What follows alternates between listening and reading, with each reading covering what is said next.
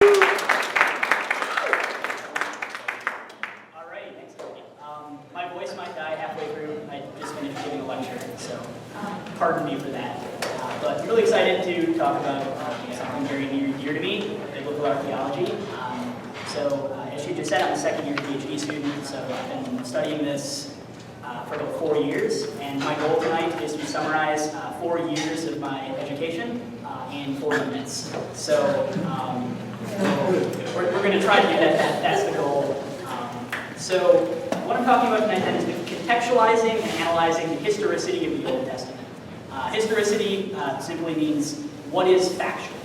What is factual history as opposed to what is legendary, mythological, and what's going on with that. So trying to unpack what an archaeologist such as myself can objectively say about the history or the a-history of the Hebrew Bible, particularly the Old Testament.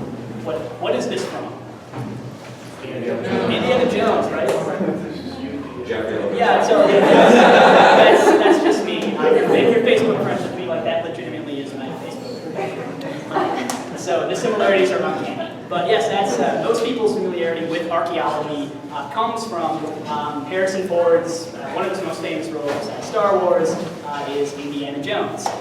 So before I get into what I actually do as an archaeologist, because we're assessing the Old Testament, I figured it would probably be a good idea to just go over what is the Bible, so that everyone's on the same page, right?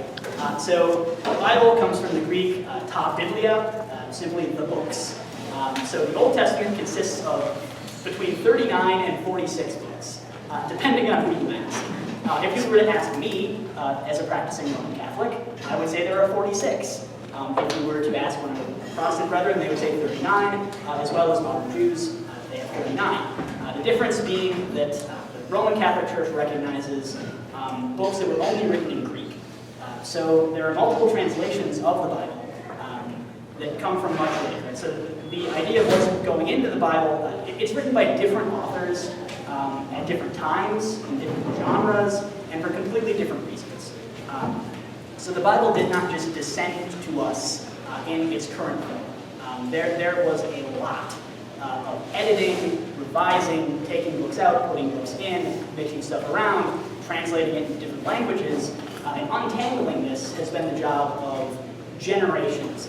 I dare say thousands of years of diligent study of what's going on with the Bible, because it is so significant for Judaism and Christianity and the Western world. Even secular individuals find the Bible is very important. So it has been peeled apart, and within that we can see the Bible wasn't written as a history book. So I'll start out by saying that. I'm assessing its historicity, but I'm assessing the historicity of something that is not a history book. The Bible contains poetry, it contains mythology, it contains legends, tribal stories explaining what the ancestors did, court history. So if ever you encountered, say, the Book of Kings or the Chronicler, that is very, very repetitive because it is court history. It's explaining, who comes to power and when, the circumstances of their rule, were they good or were they bad, and basic stuff like that. As well as Psalms, the most famous Psalms being the Book of Psalms. Wisdom writings, prophecies, even love songs, Song of Songs, Song of Solomon. So the Bible is really a mixed bag. It's like a bag of Skittles, divinely inspired Skittles. That's the best analogy I can come up with. But in the Catholic understanding, I found it helpful to kind of break it down like this, right? Because fundamentalist Christians would hate me the Hebrew. Because me saying that the Bible was written at different times with different people, and as a result of a very long tradition of compilation, contradicts a literal interpretation of what's going on. So in the Catholic understanding, right, tradition is this trajectory. It's this history, salvation history of God's self-revelation to mankind. Scripture is then a snapshot that we have written down in a historical record of revelation up to a particular point in time. So at any given time in the Old Testament, a lot of people might claim theology is changing from book to book. And people might take this out of context, but it's important to remember then, as you're reading the Old Testament, these books are cumulative. As you're going, so the earlier books, God's self-revelation is not complete. And it continues to the point of the supreme revelation in Jesus. Right? That's when the revelation becomes full. As you're going through the Old Testament, you're dealing with partial revelation all the way up as humankind is getting ready. So that's one of the cool things to be looking at this from the perspective of a Catholic, seeing that God actually works with what he has. He doesn't reveal to people things that they are not ready. So God is preparing his people Israel and revealing stuff, not just laying it all on them at once, because God knows his creation, that probably wouldn't work out so great. So it's a gradual process, the gradual process of God's self-revelation. We get these snapshots through time, and these are arranged through magisterium. That's how we understand the proper relationship and interpretation of what's going on in the Old Testament, to help us explain what's changing. Right? So in the earliest books of the Old Testament, the idea of the afterlife is really not well articulated. You don't have the revelation of heaven. You have the revelation of the pit. Hades is another translation of this you might see. So revelation of something more akin to hell precedes the revelation of heaven, the revelation of the resurrection of the body. And these things are added cumulatively over time.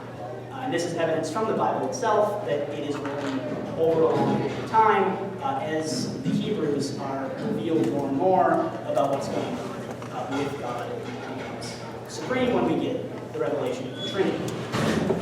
So, that said, what can we say about history in the Bible, right? So, biblical criticism is something I dabble in, but to say that I'm a biblical scholar, I'm an archaeologist. I dabble in biblical scholarship because I have to. That's the nature of it. But biblical criticism is the systematic analysis and comparison of biblical texts as literary compositions to determine the best reading of each passage. So, simply put, there are a lot of translations out there. Even in Greek, you have this Septuagint, is the Old Testament in Greek, versus the Hebrew Old Testament, Aramaic.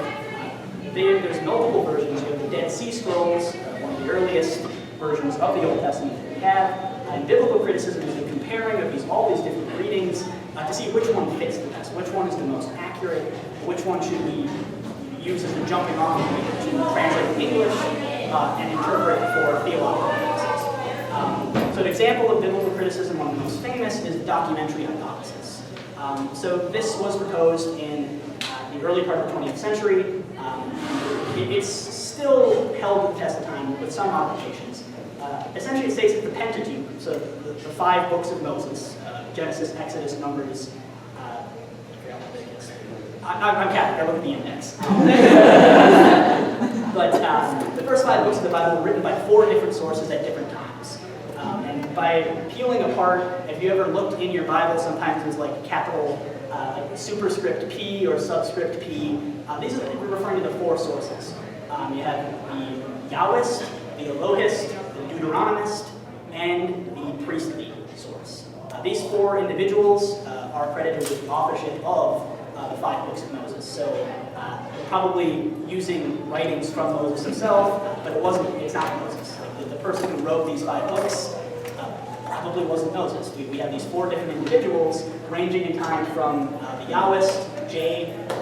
He was probably functioning in the 10th or 9th centuries BC, something like that. The Elohist is probably 9th, 8th century. The Deuteronomist, we know, is about 526 BC.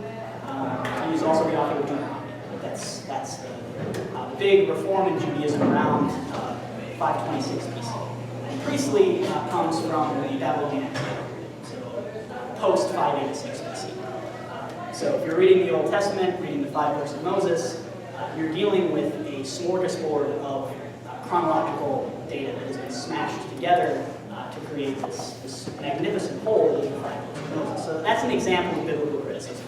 And to do this, you need to have like 10 years of Ugaritic and comparative Semitic linguistics, which I don't have. So I'll rely on the expert opinions of those who can actually do that. So then a more philosophical question, right? What is history? So we define this as what biblical scholars do is you use these languages to read this, but understanding what history is key to understanding what historicity is as it pertains to the Bible.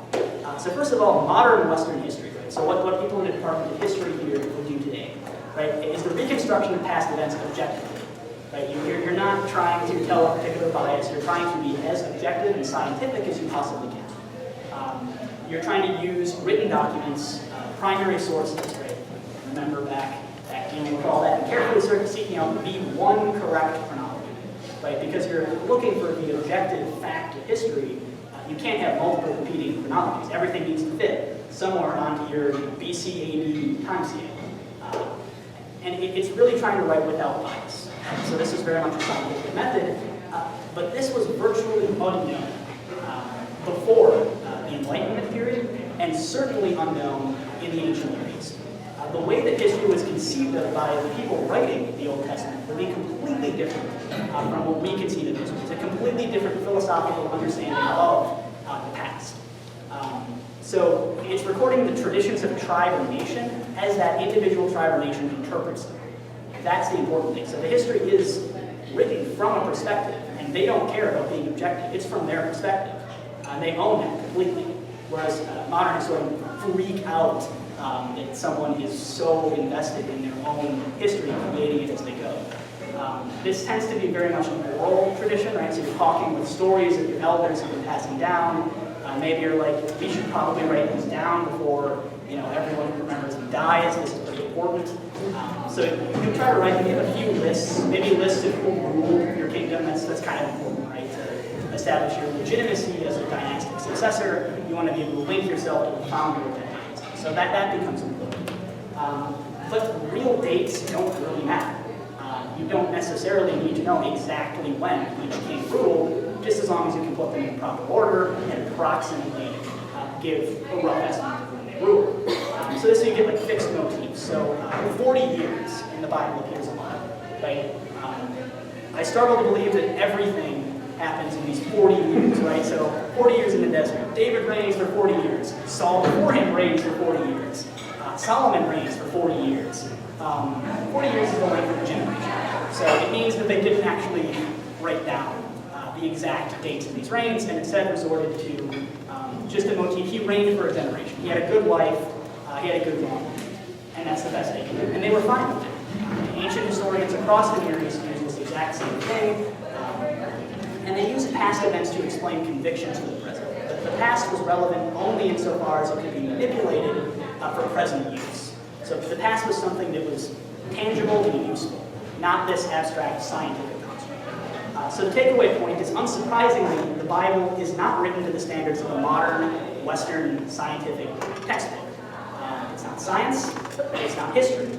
History, as we know it, is completely divorced from history as the biblical Hebrews knew it. So understanding that when you're approaching the Bible is one of the first things to own up to. So that's the basics of understanding how the Bible works and how people approach it. So how the church interprets this is from Divine.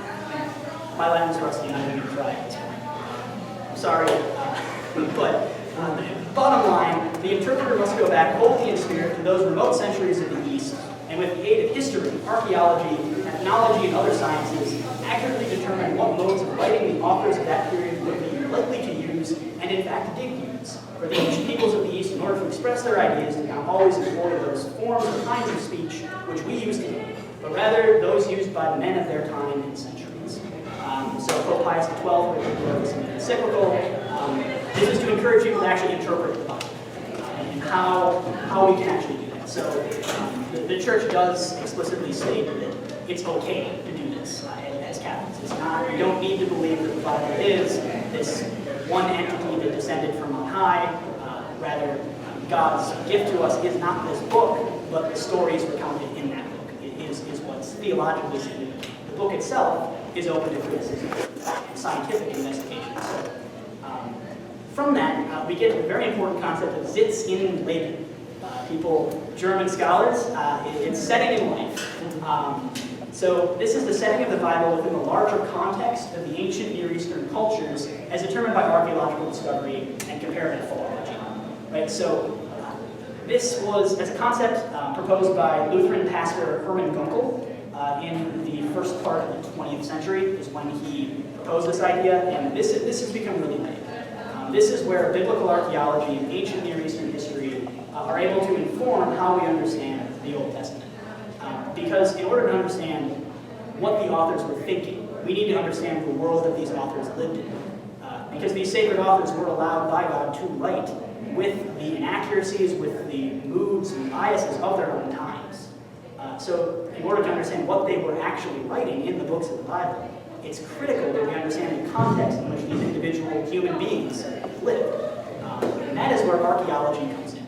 So there's our friend Indiana Jones again. So what is biblical archaeology? The definition I make my students memorize and test them on every semester. Archaeology is the study of past human behavior through the examination of material remains, which we call artifacts. And particularly biblical archaeology is investigating those material remains from Syria-Palestine. Right, so parts of modern-day Turkey, Syria, Lebanon, Israel, Palestine, Egypt, Jordan, and Iran. A lot of those places I can't really get to, so I content myself to study in Israel, which has its own set of interesting things, which is a story for another time. I'd be happy to talk about my excavation experience. I'll touch on it later. So archaeology, besides just this basic textbook definition, it is a science, but not like physics. So I'm not doing like quantum mechanics. I can't predict anything because it's pointless to predict something. The things I study have already happened. I'm a historical scientist. So the science that we use is more a method for validating our explanations. Because without a method to test whether what we're saying is that an okay thing to say, we're really not doing anything. We're just throwing out wild conjectures and saying, I don't know, maybe the aliens did it. That's my biggest pet peeve. That happens all the time. But using science in archaeology, we do have a set of logical criteria with which we can study the ancient world. And we do that. It's the reason why I'm in the PhD program, why it takes so long to train, to be a biblical archaeologist, is there are very stringent scientific standards. There's a standardized way to excavate soil, and things get older as you dig deeper in the earth, right? The earth is very much like a cake with different layers.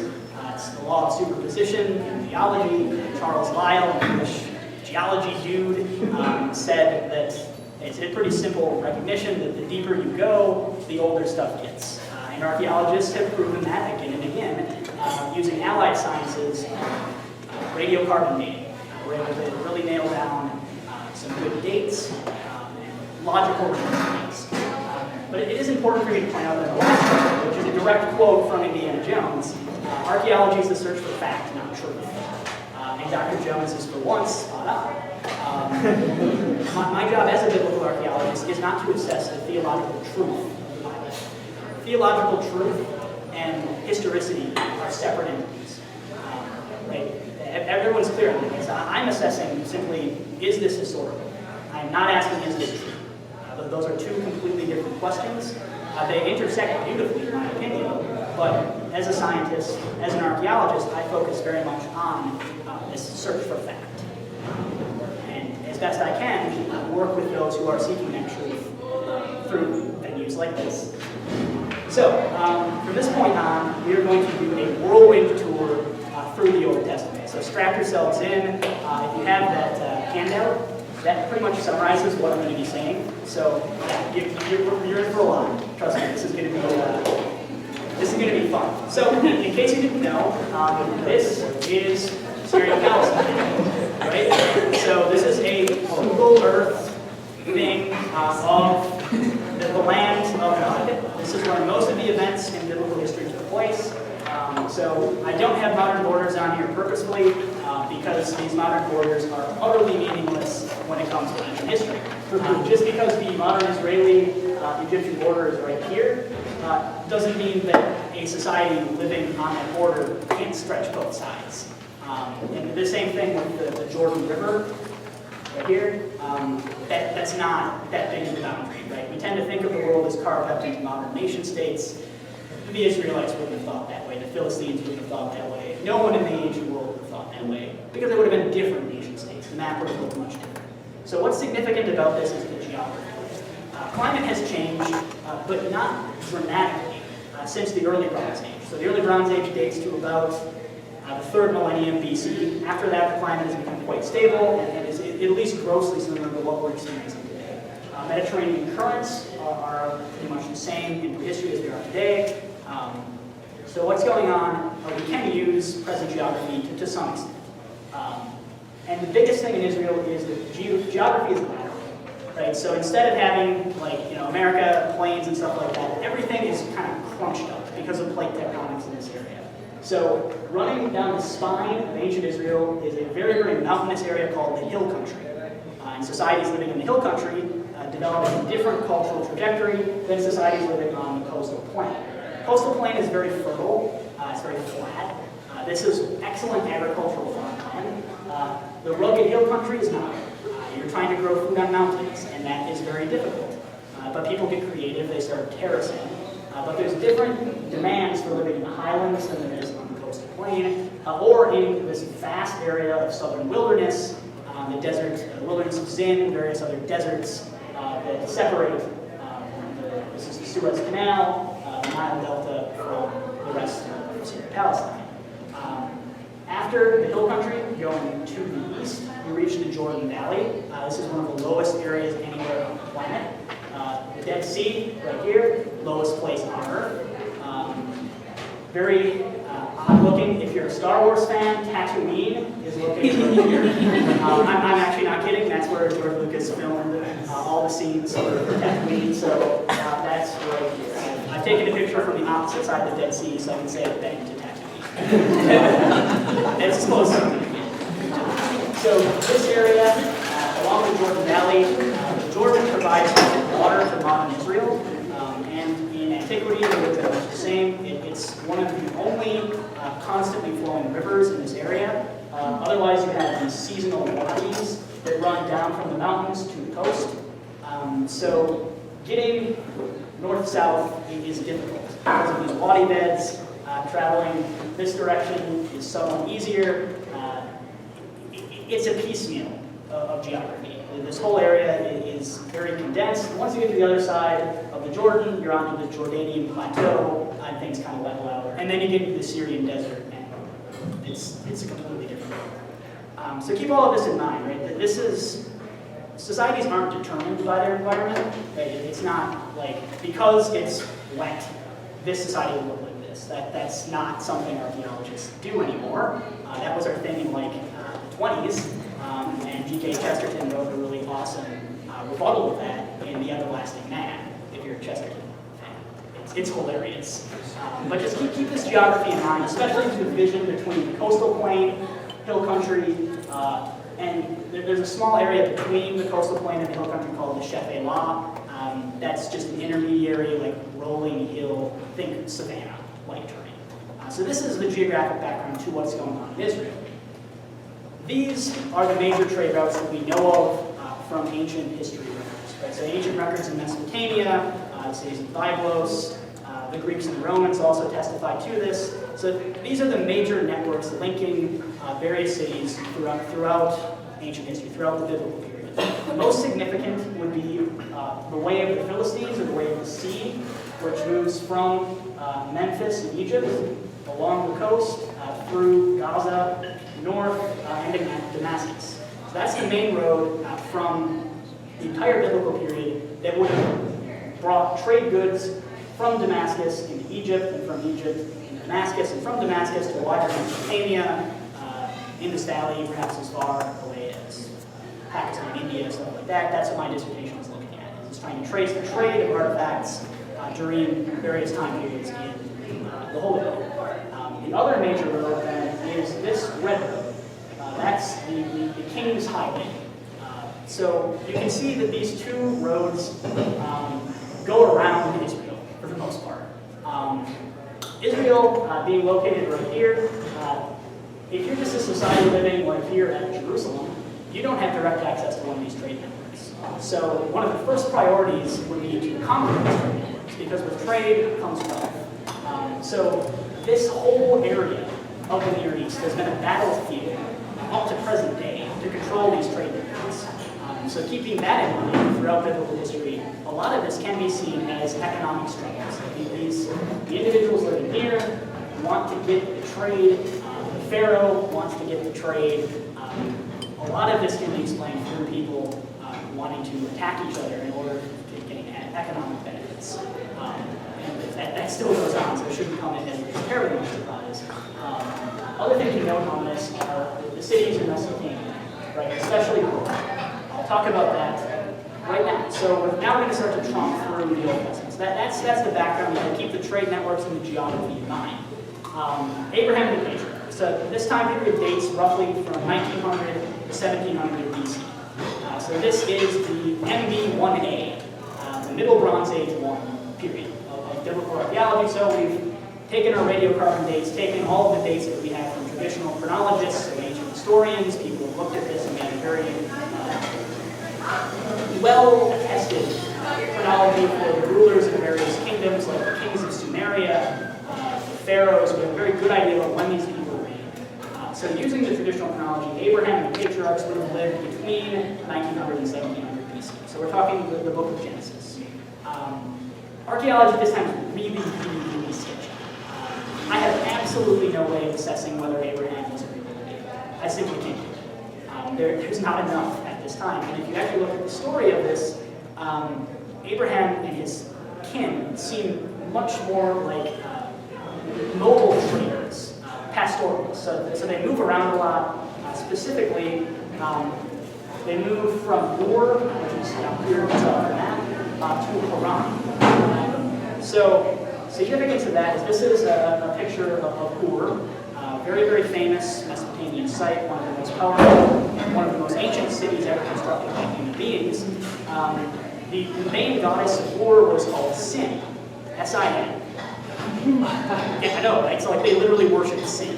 Funny how that works out. But one of the main sites of pilgrimage for Sin worshippers was Haran. So it's very interesting that the authors say that Abraham moves from Ur to Haran. That's a well-attested trade network. We know those two centers were connected. So we know that these authors they're onto something with what's going on. There are connections between these areas that tend to indicate this isn't just completely made up. There are legitimate connections between Ur, Haran, and Israel.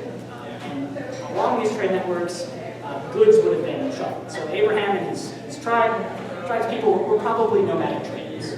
That's the best we have. This is from a tomb painting in Egypt. This dates from about 1600 BC, so just after this painting. And these are Semitic people, which Abraham and his people, Hebrews, were Semitic, the Semites. This is a group of traders coming in with goods from Mesopotamia, from Babylon, from Ur, into Egypt. So they're a well-known trading faction. And my dissertation in particular is looking at one very important type of good that would have been transported, and that is carnelian. So carnelian, I have some artifacts up here to show. Show and tell is fun, I'm an archaeologist. So this is raw carnelian. This is a red stone. Some of the best sources of this come from modern-day India and Gujarat. So this would have had to come a long distance to have a good source. There are probably other sources of carnelian in Anatolia, in Egypt. So people could get this from multiple locations.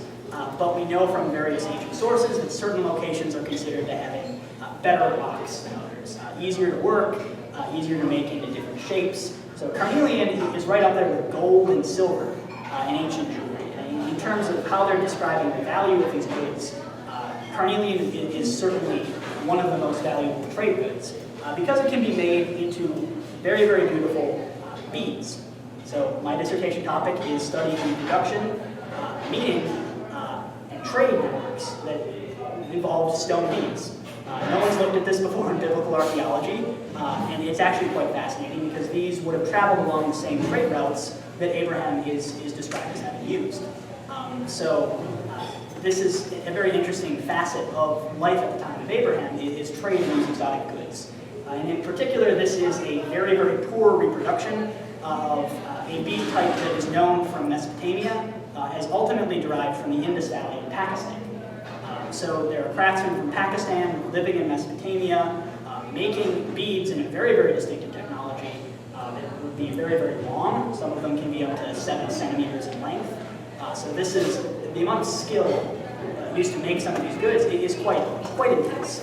So Abraham and other traders of this time were bartering for beads of both this large size, as well as more common, smaller beads, much like this. So you have various sizes. Drilling technology changes over time.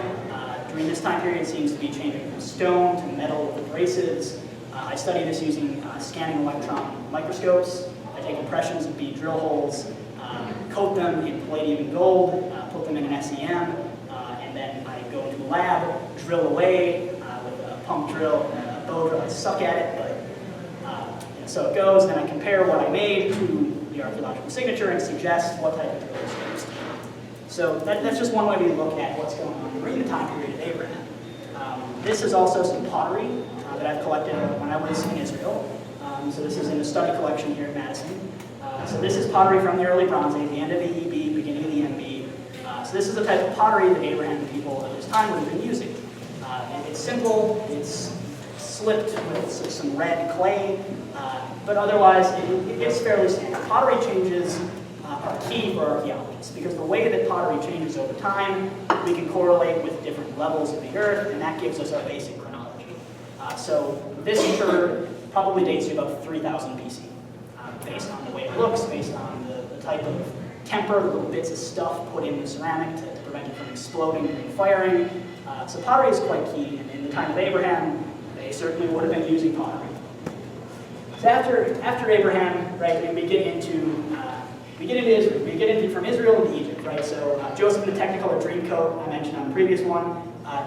If Joseph were a real person, he would probably date to about 1550 BC, which is when the Semitic people, the Hyksos, invade Egypt, take over, found their own dynasty, start the Second Intermediate Period, then they get kicked out when Ramses II's great-grandfathers kicks them out. So Ramses II is the pharaoh most commonly associated with the Exodus. Right? So if the Exodus is a historical event, we can probably date it to around 1250 BC. So this is in the middle of the reign of Ramses II.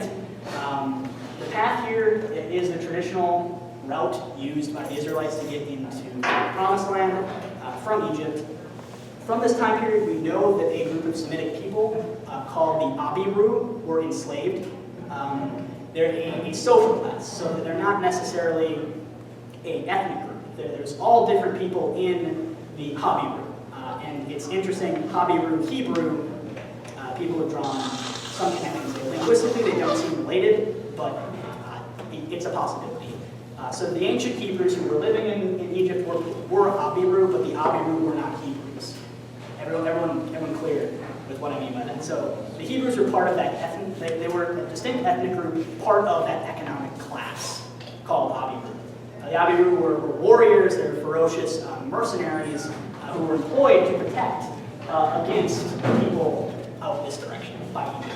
Egypt turns on them, turns them into virtual slaves, and that you tend to see that's probably what's going on at a base level. Again, we can't prove the Hebrews were there. It is interesting that we know these individuals were at Goshen, which is exactly where the Exodus places the Hebrews.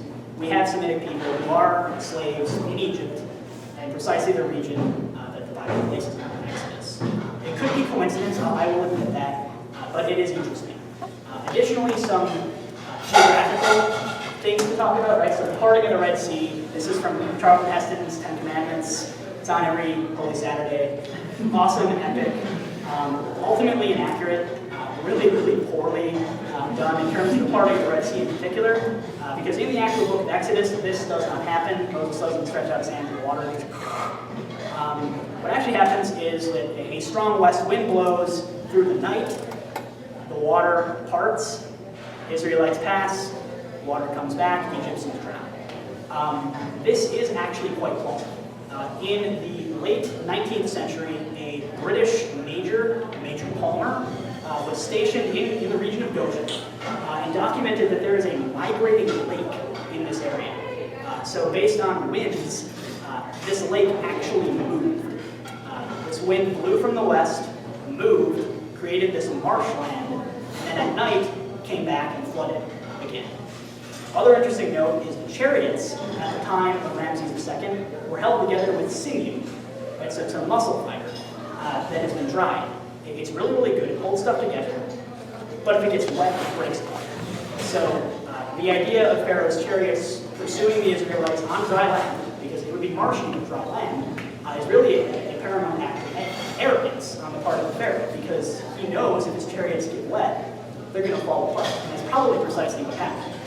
And then, horse and chariot has been cast into the sea, people get stuck in the mud, chariots are falling apart, guys are being trampled, it just overall sucks to be an Egyptian.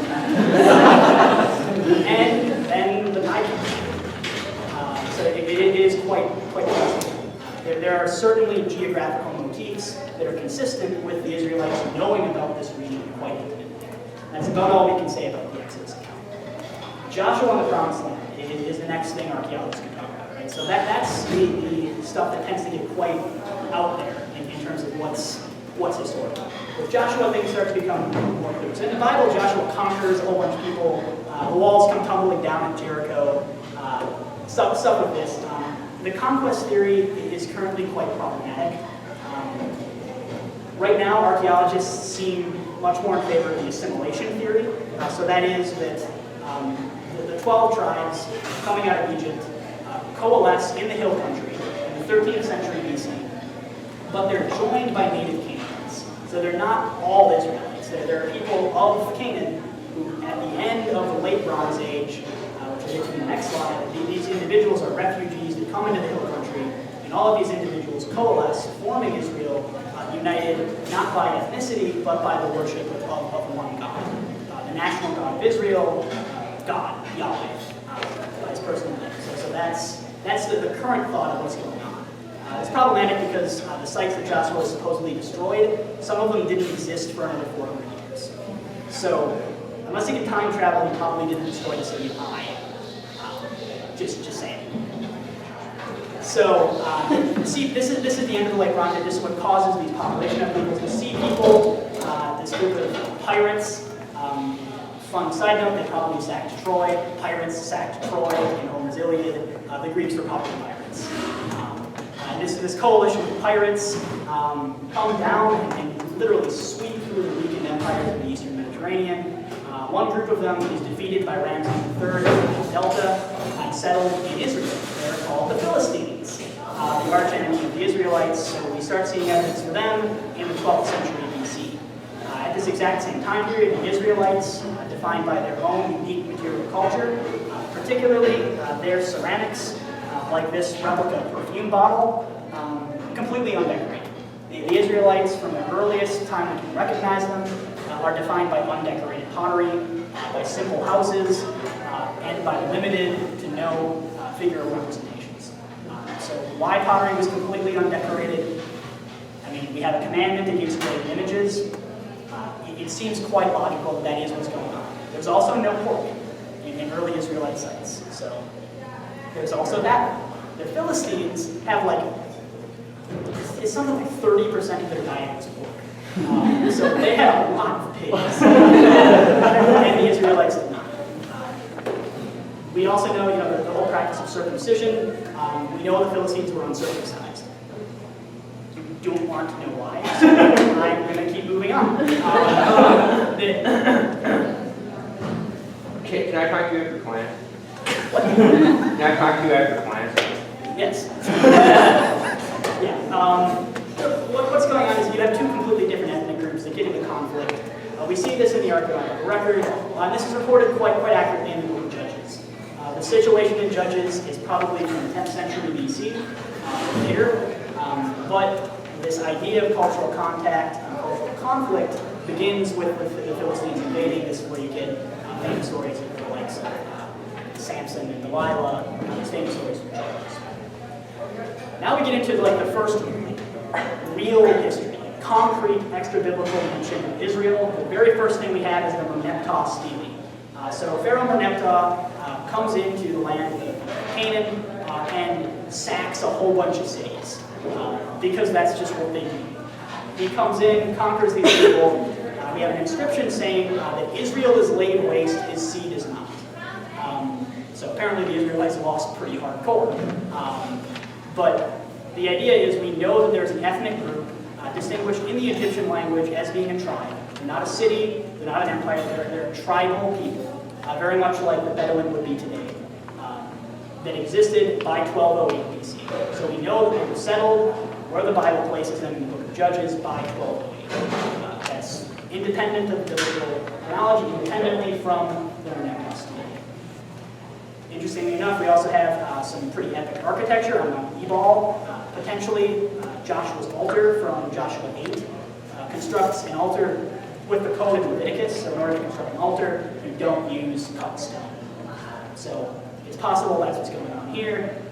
It's really controversial because if you have something from the book of Joshua actually appearing on the landscape, that's pretty sweet.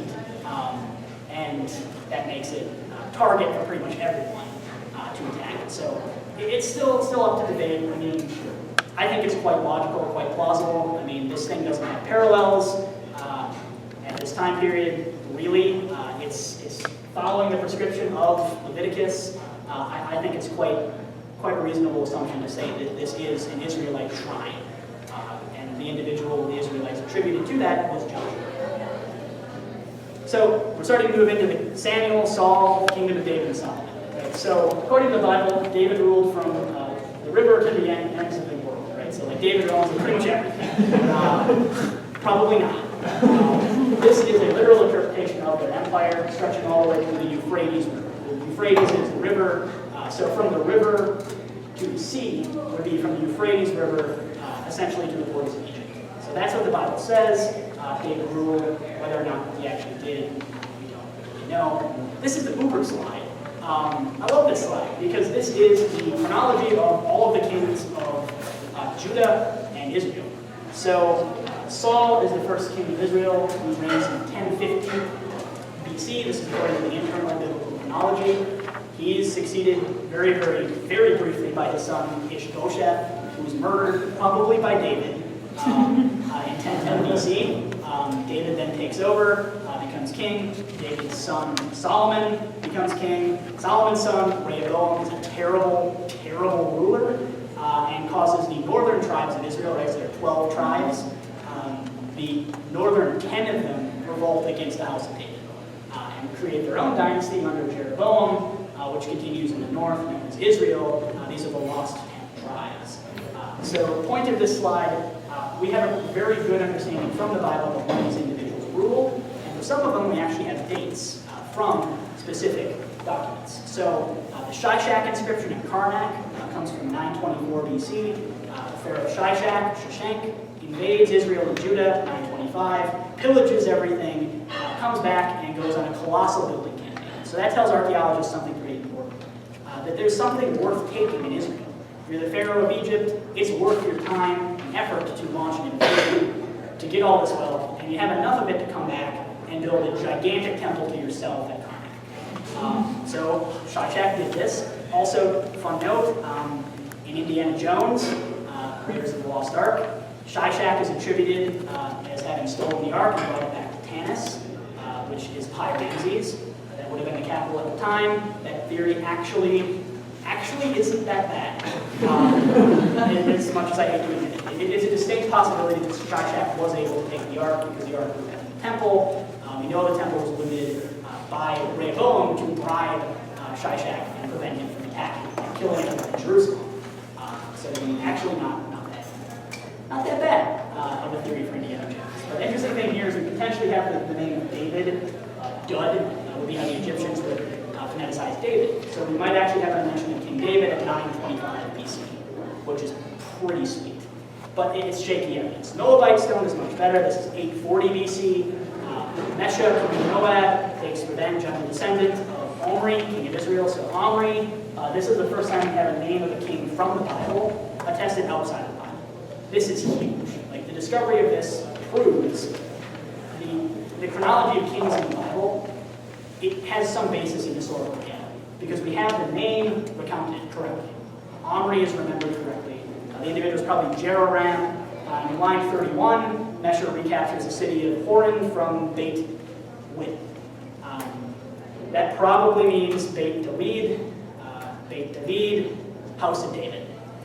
I've only taken 7 weeks of biblical Hebrew, but that seems like a very, very logical reconstruction of that partial glyph. So it probably is the house of David being mentioned. That's interesting because this is only 6 generations removed from David, which is less than the time from today to the Civil War, if you think about that. So we still remember those individuals, so David probably isn't a complete fiction. Someone like David probably did actually exist in the historical record. Here's the case in point. We have House of David, very, very clearly written from Tel Dan, the northernmost site in Israel. So, that's what we know from writing. From archaeology in the 10th century BC, pottery is red-slipped. That's just what archaeologists call it. So this is a very, very fine, typical example of what I excavate in the thousands. People used a lot of pottery. It's like our plastic bags. Traditional Israelite houses, intensive exploitation of sheep and goats, so people are really, really focusing on their flocks, and flocks are wealth. So, like goats are important, sheep are cool, that's like what they did. So David being a shepherd makes a lot of sense. Cult items, they actually have incense stands, so they're worshiping God, Yahweh, but they're also worshiping a whole bunch of deities on the side, which kind of got the prophets royally upset, because they're not supposed to be doing that, but they did. And it's kind of difficult to get the Canaanite out of the Israelite. And this is testified throughout the Old Testament, so it's not completely unexpected. What's that little black thing on the right? What's that? This is the difference between sheep and goat. They're really difficult to tell apart. It takes an PhD in zoo archaeology to differentiate between the two, which I'm not. Those are bones? Bones. Okay. They're foot bones. So very, very difficult. And the last thing to note is that there's a lot of trade and big administrative centers being built in the time of David and Solomon. We actually see in the archaeological record datable to this time. So one of the big things of Solomonic gates is built through the 10th and 9th centuries BC. These 3 sites, Megiddo, Hatzor, and Gezer, are mentioned in the first book of Kings as having been fortified by Solomon as chariot cities. And we have architecture that seems related to chariots, so you would actually back your chariot into this gate, load up the chariot, and then head out. So these gates probably function as chariot loading docks, and you also have stables at each of these locations. So seems quite plausible. This relates to a centralized monarchy uniting both the northern tribes and the southern 2 tribes of Judah and Benjamin. Tripartite pillar buildings are really ridiculous archaeological terminology. They're probably stables. And it's cool that we note them. In blue outline is the borders of the kingdom of David and Solomon from 1 Kings 4, 7 to 19, if you want to fact check me. That's where this is located. So this is the borders of King Solomon and King David's kingdom. Wherever these major trade networks I mentioned before enter or leave, you have one of these stables, one of these tripartite buildings. So someone is administrating over these trade networks. Someone is collecting that wealth and siphoning it back to Jerusalem. That's probably the source of the wealth that Shishak took away. When he conquers this, knocks the Israelites out of this trading relationship and kind of impoverishes both Israel. The site I work at is Kiryat Sumeli, so it's located right near Gaza. So that was fun this summer. A lot of rockets. It was interesting times, very interesting times. But here's Kiryat Sumeli. Tel El Hesi is a military outpost, probably a chariot city. So the individuals living in Kiryat Sumeli, quite surprisingly, were an administrative center. So this is where a bureaucrat, probably a governor of some sort, under King David would have been ruling and administering right on the border with the Philistines. Like you can literally see the Philistine city of Ashdod from our site. So that's probably why David wanted an outpost there, so that you can see what those Philistines were up to. And that's what we're excavating currently. That's where my field seasons have been. That's what my focus is in the field, just so you know. Lastly, about David and Solomon, we actually do have parallels for Solomon's temple. Right? Solomon builds a temple, that's his big deal. We actually have 2 of them, 2 temples from roughly the same time period. They have the same organization into 3 parts, right? The main area, the sanctuary, and the Holy of Holies. This is from Ain Dara in Syria. You have the same formation. It's not an Israelite temple. It's devoted probably to Baal, B-A-A-L, common storm deity. And This one here is from Taya, which is probably a very, very early Philistine city before they became pirates and invaded Egypt. So they also have this holy of holies sanctuary, outer sanctuary, exactly as Solomon's temple in the Bible. This is a very long quote from Professor Stephen Mackenzie, which you do not need to read. I will summarize it for you. Essentially, if the Bible didn't give a name to David and Solomon, archaeologists need to make them up. We would need to just say they had a king, because the evidence seems very, very strong that there's a unified ruler of both Israel and Judah. So that's that. 701 BC, just jumping ahead, this is when, if someone ever says to you, like, oh, there's no history in the Bible, 701 BC, the campaign of Sennacherib against Judah, we know this happened. This is the Taylor Prism. It's in the British Museum. In this, the king of Assyria, so Assyria's capital is at Nineveh, which is in modern-day Iraq, right in ISIS-controlled territory, so there's no possible way I'll ever get to Nineveh in my lifetime.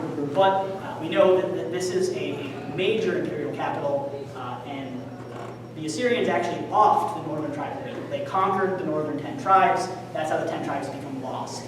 And we actually have evidence of Israelites in northwestern Iran. So they were literally moved to the far edge of the Assyrian Empire, which is quite consistent with these mass deportations, which eventually strike the Judahites as well, the people living in Judah under the reign of the house of David in Jerusalem. So Hezekiah, the king of Jerusalem, decides it's a good time to rebel against the Assyrians because one of their kings just died, and that means it's time to rebel. So he joined forces with the Egyptians. They're completely demolished. So the Egyptians don't actually get to come help Hezekiah, and his kingdom is invaded. We know this happens especially at the city of Lachish. So Lachish is not far from the site I work at. It's a very, very important administrative center. We have a big fortress. You have this gate right here. So the important thing about the gate is the way it turns. So the way this gate turns is to protect you from the enemy, right? So if I'm an enemy soldier trying to get into this castle, I'm probably right-handed, which means I carry my shield in my left hand. The way this gate is turned, if I'm running up this, my shield is going to be facing away from me. So I'm exposing my body in order to use my weapon to archers and slingers from the wall. So the sling is actually a pretty dangerous weapon. I have an example here. This is actually one I used in Israel. I got pretty good at practicing with it. So you would load the stone. This is David and Goliath sling thing. So this is a replica of a 12th century BC sling. So you got this, right? You load the stone.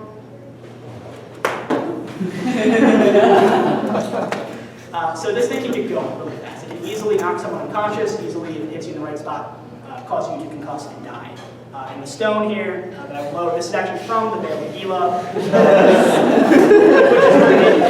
which is where David and Goliath historically fought in the Bible. So this stone actually came from that area.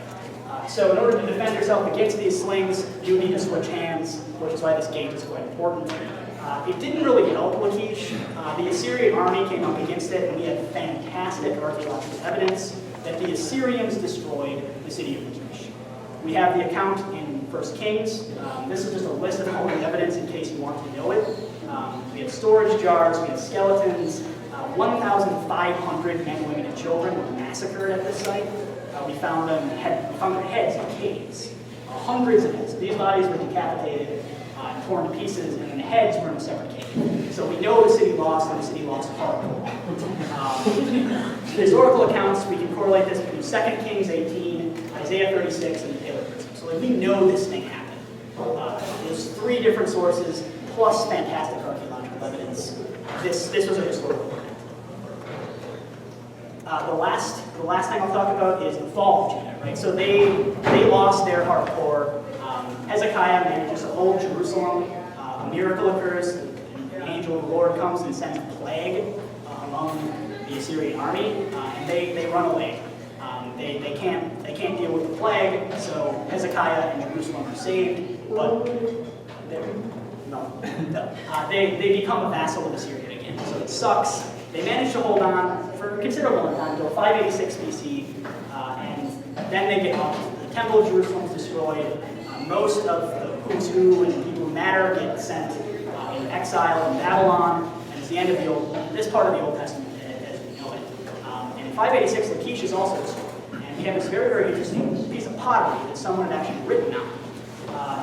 This writing is, and may my Lord know that we are eagerly watching for the signal fires of Lachish, where we can no longer see the signal fires of Azekah.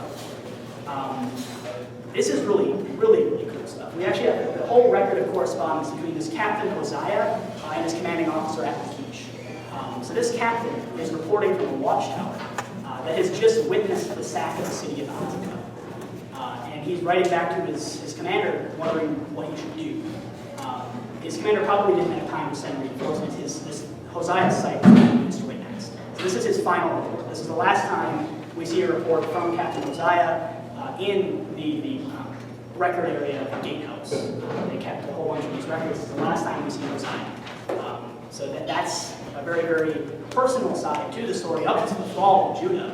And after this event, they're sent into exile. So the takeaway point from all of this, probably longer than you would care to listen to, about the history of the Old Testament, is that there is actually a great deal of archaeological and extra-biblical historical evidence to suggest that the events that are going on in the Old Testament are not completely fabricated.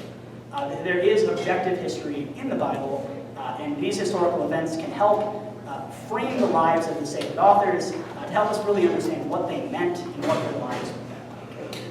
Thank you very much.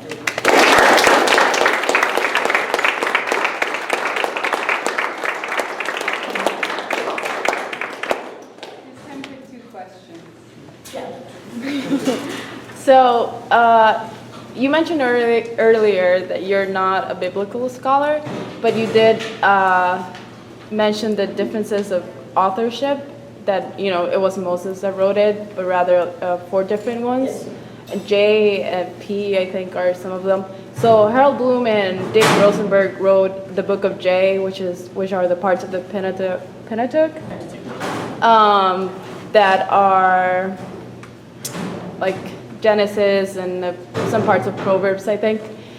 And they argue that J could have possibly been a woman. So from your anthropological, historical viewpoint, could this have been possible? This is Harold Bloom. He's a very important figure in literature. I have honestly never heard that before. Really? No, I've never heard that theory. And I have no idea how you would go about testing whether the author of a book would be a woman. Well, they say that because in Genesis, they see it as a creation saga, some parts are described like very in detail on how a woman, like something only a woman would know. I don't know how you would know what only a woman would know in the 9th century. This is their argument. I'm just asking if it could have been possible. It's not my argument. In theory, it's possible, but my understanding of the documentary hypothesis, the individuals writing the biblical text at this time, the only trained scribes we know of were men. So the biblical authors were almost certainly men.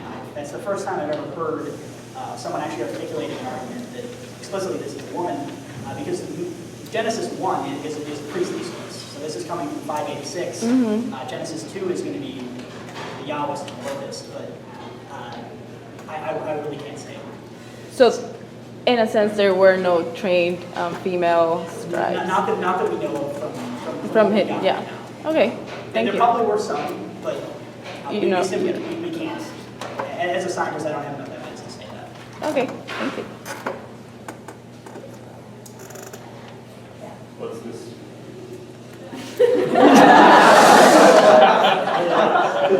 This one. All right. This is an example if you ever wanted to know. This is my golden calf. It's an example of a bronze metallurgical notebook. So Bronze Age is right about the time Moses, Joshua is the end of the Bronze Age. So bronze is actually gold. If you mix copper and tin, it will come out gold. And after a long time, it's weathering, it will turn sort of this grassy color, this greenish blue, and even longer, it'll turn black. So this is an example of the changes over time. This has been artificially changed, but it's my little golden calf. So yeah, it's just an example of what bronze would have been like, and this is what bronze looks like immediately after mixing. So that thing would have been highly polished. This is just raw bronze, and I made this in the shape of a scarab. So it's a very, very common token that people would wear as an amulet. carry around with a seal on it, or writing on the bottom, and you can stamp your message and say, Geoffrey was here. If I want. So that's why I want this. And if anyone wants to see any of the artifacts, you can feel free to. I've taken enough of your time. Enjoy more beer.